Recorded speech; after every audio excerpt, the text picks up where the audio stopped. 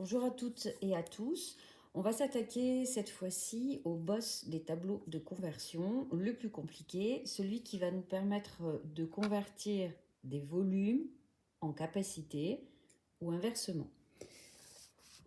On a déjà vu comment convertir des volumes. Je vous ai donc refait le tableau de conversion avec, vous le savez, les mètres cubes et donc 3 cases pour chacune des unités de mesure. Et on va voir qu'on peut également appeler ces mesures des capacités.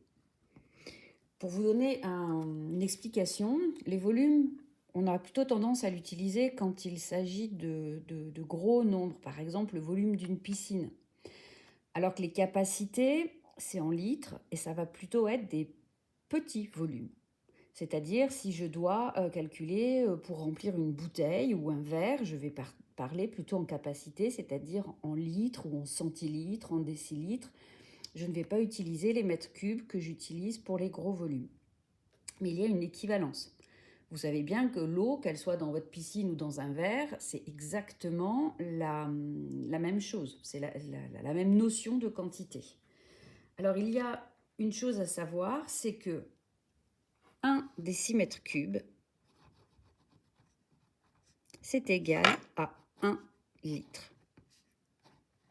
Ça, c'est l'équivalence.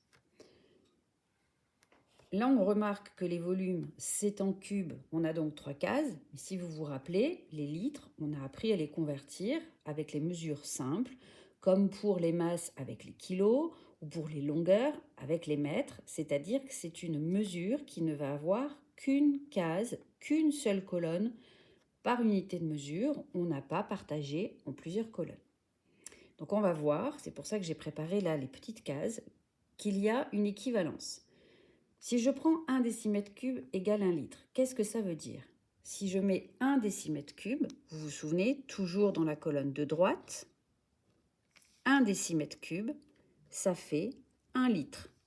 Donc mon 1, il doit être dans la colonne du litre. Voici où se trouve le litre par rapport au décimètre cube. En vous rappelant de cette équivalence, vous pouvez facilement replacer la lettre litre au bon endroit. Ensuite, je vous l'ai dit, les capacités, ce sont des unités simples. Donc, je vais remplir les petites cases sans les diviser en plusieurs parties. À droite des litres, j'ai les décilitres, puis les centilitres, puis les millilitres. À gauche, j'ai les décalitres, les hectolitres et les kilolitres. Voici donc ce qu'on obtient, 2 tableaux en un.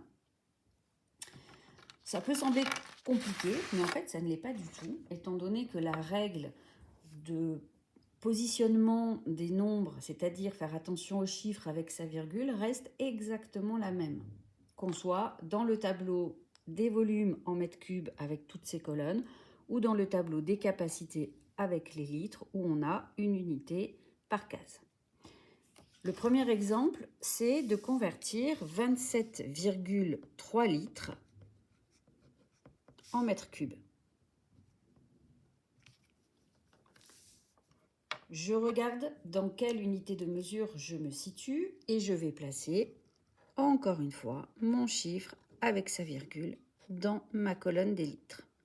Je suis donc dans les capacités, celles qui ont une unité par case. Je place mon 7 avec sa virgule dans ma colonne des litres. Je recopie les autres nombres au bon endroit. Le 2 qui se trouve ici et le 3 qui se trouve là. Je vais m'occuper maintenant de convertir en mètres cubes. Ça veut dire que je vais regarder ce qu'il y a au niveau de mon tableau de conversion des volumes. Les mètres cubes se trouvent ici avec leurs 3 colonnes. Je vais me mettre dans la colonne de droite des mètres cubes. Et comme d'habitude, je supprime cette ancienne virgule qui n'existe plus. Je complète toutes les cases avec des zéros. J'obtiens donc 0,0273 mètres cubes. Je peux faire l'inverse, c'est-à-dire je peux partir des volumes, par exemple 128 décamètres cubes, et je peux le convertir en hectolitres. Je rappelle, quand il n'y a pas de virgule dans le nombre, c'est la même chose que virgule 0. Donc, le chiffre avec l'unité, c'est le dernier. Si on avait virgule 0, on verrait bien que c'est le 8 qui a la virgule. Je vais donc placer ce 8 dans ma colonne des décamètres cubes, c'est-à-dire en haut, au niveau des mesures de volume. Les décamètres cubes sont ici. J'ai 3 places possibles. Je place toujours le plus à droite, donc le 8, dans la colonne de droite des décamètres cubes.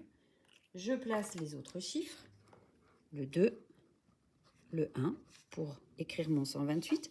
Et je vais aller voir jusqu'aux hectolitres. Hectolitres, ce sont les capacités. Donc les petites unités qui sont ici, une par case. Les hectolitres sont là. Je viens placer ma virgule dans la colonne des hectolitres. Je complète avec des zéros.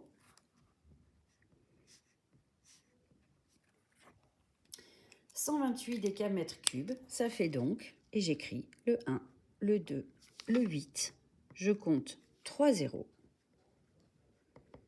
Et à la fin, le virgule 0, je l'écris ou pas, ça ne changera rien. Encore un exemple. 28,2 mètres cubes. Je vais vous demander de le convertir en litres. Cette fois-ci, j'ai un 8 avec une virgule dans la colonne des mètres cubes, c'est-à-dire les volumes, qui ont plusieurs cases. Les mètres cubes sont ici.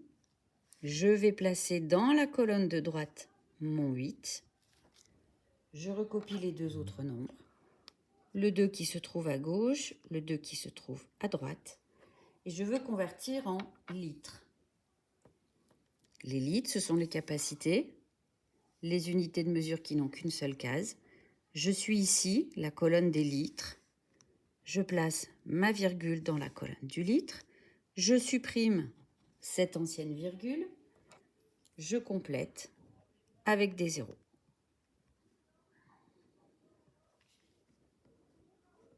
Deux, 8, 2, cette fois-ci 2 zéros, virgule 0.